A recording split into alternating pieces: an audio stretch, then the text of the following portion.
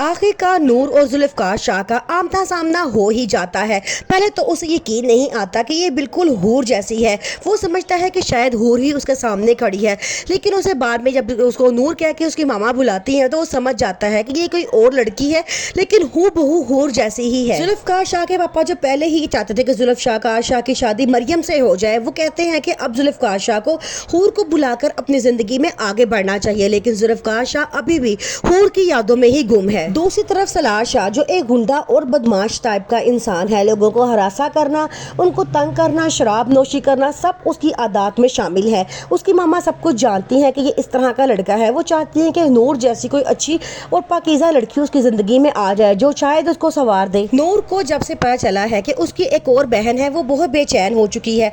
वो अपनी बहन से मिलना चाहती है, जानती है कम से कम इस दुनिया में कोई तो है जो उसका खून का रिश्ते है। जवाद अपने मकसद में कामयाब हो चुका है। हूर मर चुकी है। जुल्फकार शाह अभी तक सदमे से बाहर नहीं आया है। अब वो पूरी तरह से टूट चुका है। सब उसको हौसला देते हैं, लेकिन उसकी हालत मजीद खराब से खराब तर होती जा रही है। दूसरी तरफ नूर पे भी ये हकीकत जाहिर हो चुकी है कि नूर इस दुनिया में अकेली नहीं है, बल्कि उसकी एक जुड़वा बहन है जिसको पैदा होते साथ ही किसी और के हवाले कर दिया गया था।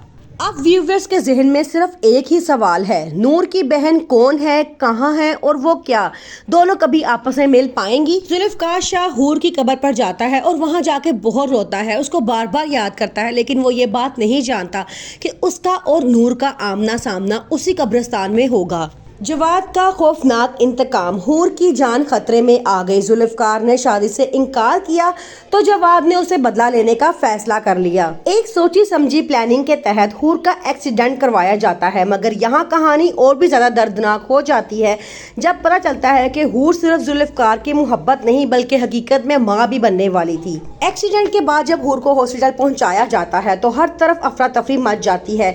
जुल्फकार पूरी तरह से टूट चुका होता है और उस ऑपरेशन थिएटर के दरवाजे बंद और खुलने की आवाजें आती हैं। जुल्फकार के पांव जमीन उस वक्त निकल जाती है जब डॉक्टर्स आके बताते हैं कि सॉरी, हम हूर को नहीं बचा सके। नूर की फुप्पो नूर के लिए एक बहुत अच्छे घर का रिश्ता भिजवाती हैं, तो उसकी मामा बड़ी चालाकी से नूर की जगह अपनी बेटी महविश को दिखाती हैं और रिश्ता पक्का हो जाता है। लेकिन फुप्पो को इस बात का बड़ा गुस्सा आता है कि जो नूर के लिए मैंने रिश्ता भेजा था, तुमने उसको बड़ी चालाकी से अपनी बेटी महविश की तरफ खींच लिया।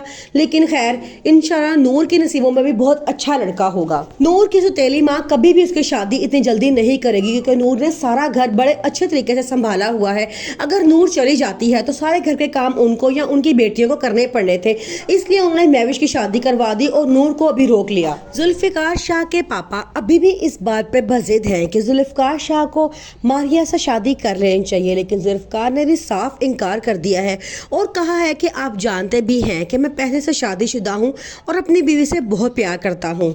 मारिया ने इस इनकार को अपनी अना का मसला बना दिया है। वो कहती है कि जुल्फकार को अपनी बीवी को छोड़ के मुझसे शादी करना होगी।